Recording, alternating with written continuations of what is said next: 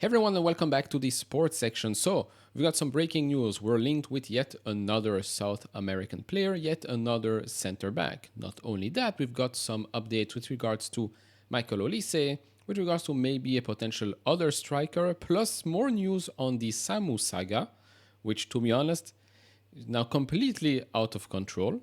And then some other things as well with regards to our ownership and the structure of Chelsea right now with regards to transfers, with regards to recruitment. So if you're interested in all of that, sit back, relax, hit the thumbs up button, subscribe, hit the notification bell.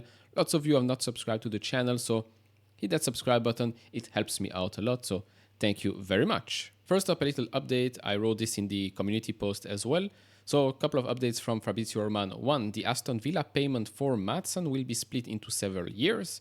Two options for Villa player to join Chelsea, either Duran or an academy player, which to me makes zero sense.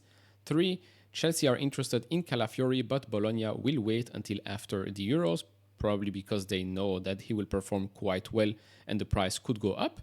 Four, with regards to the Olise deal, Chelsea are doing everything to get him. Crystal Palace are willing to improve Olise's contract. Chelsea are still favorites. Personal terms agreement is crucial. And then number five, Chelsea remain interested in Somerville. You know, I'm a big fan of Somerville. Well, big fan. We've discussed Somerville a couple of times. I think this deal makes sense. Won't cost a lot. Has the characteristic of being quite a good winger. Plus, we only have Mudryk and Sterling on the left. So to me, it's a no-brainer. If we're going to spend some money on a left winger, should be him or maybe even Sancho. That's just my opinion. Moving on to the player that we're linked with, and that's one out of Argentina from Boca Juniors. It's Aaron Anselmino, born in 2005. Now, by the way, there is an account on X, great follow, Al or AI, I don't know which one it is. He posted December 28, 2023, Aaron Anselmino, remember the name. Not quite sure what he is yet, but I like the fact that he defends space, is super calm in his mind and finds it easy to manipulate in the middle. This was back late December 2023. Now, Fabrizio reports that Chelsea have genuine interest in the Argentinian. As per reports in Argentina, Chelsea are in the race and also aware of conditions of the deal. No formal proposal yet, but monitoring him among many talents for the future. I believe there were some reports that came on that said we've submitted a bit of around 15-16 million euros or so.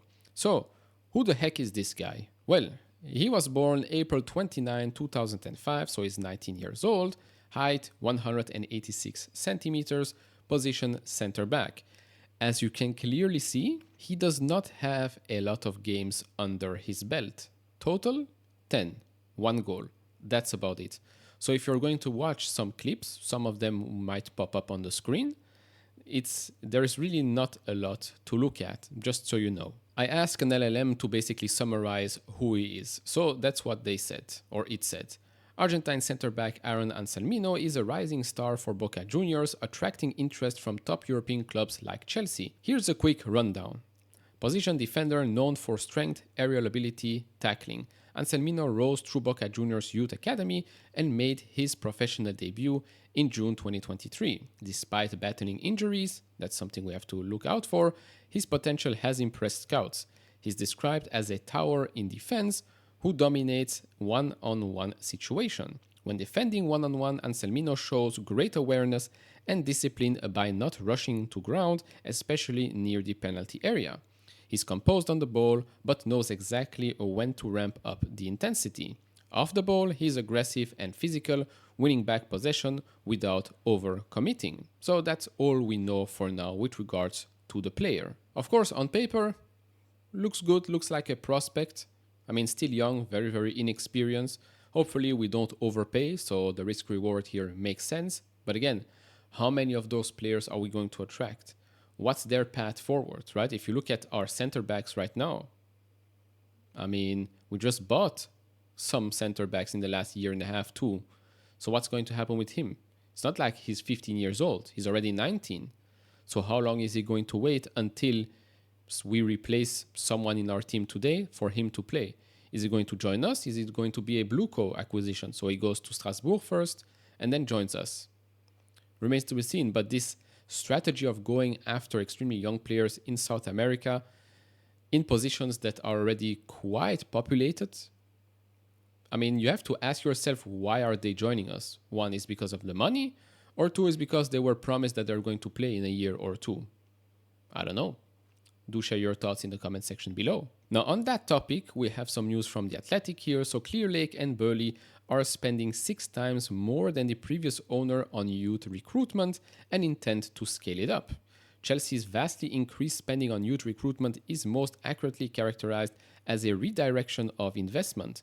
The first team wage bill, which ballooned to an unwieldy £404 million in the 2022-2023 season accounts, has been drastically reduced. Of course, when you buy younger players, inexperienced kids, they're of course not going to ask 300,000, 200,000 a week. So yes, maybe you're paying 30, 40, 50, 60, 70 million for a player, but at least he's not going to cost you 8, 10 million a year. But of course, sometimes it does seem like we don't mind overspending, because there are more reports coming out.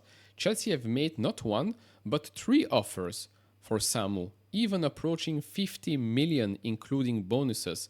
But the response from Atletico Madrid has always been Samu is staying. Thank God that's their answer, because honestly, I don't understand. This I don't understand.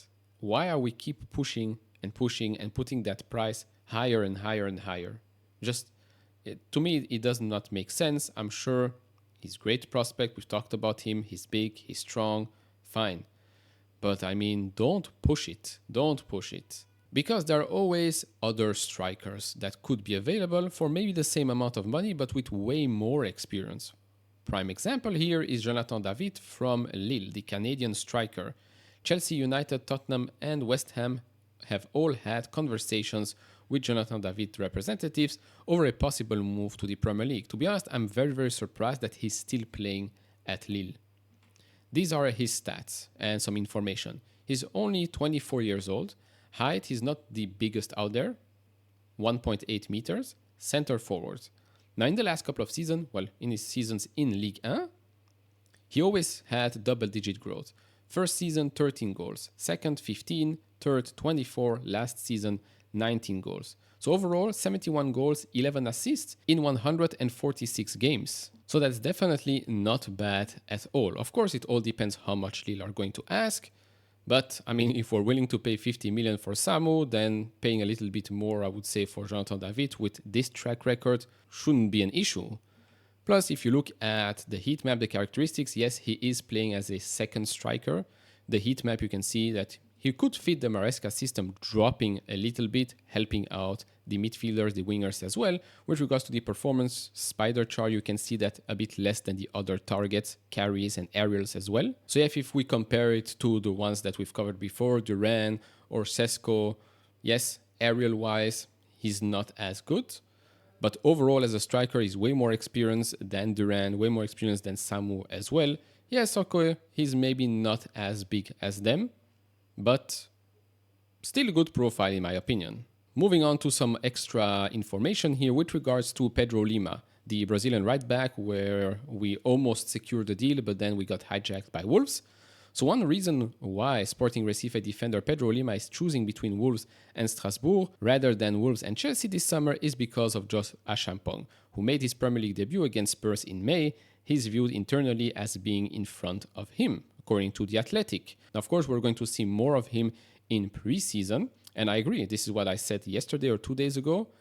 It's fine. We have Gusto, we have Reece James, and we have him as well. Okay, it's cool. We could have had a prospect, another one out of Brazil, Pedro Lima, fine. But don't forget what we already have at the club. And that's very important to note. I know it's exciting to see us being linked with some prospects, with some other players. It's always exciting to get a new player and see if he will perform extremely well. It's exciting, yes, we know. But don't forget what we already have inside the club. To be successful, you don't always have to make 5 to 10 new transfers. No, sometimes 1 or 2 crucial new players is enough to be extremely successful in the Premier League. Successful enough to get top 4, Champions League, perform well in the Cup, and win the Conference League. If you want to know more about that, that video will be in the top right corner. So overall, that's about it for this video. Of course, do share your thoughts down in the comment section below. Like, comment, subscribe, notification bell on, do all of that. And I'll see you all in the next one. Bye-bye.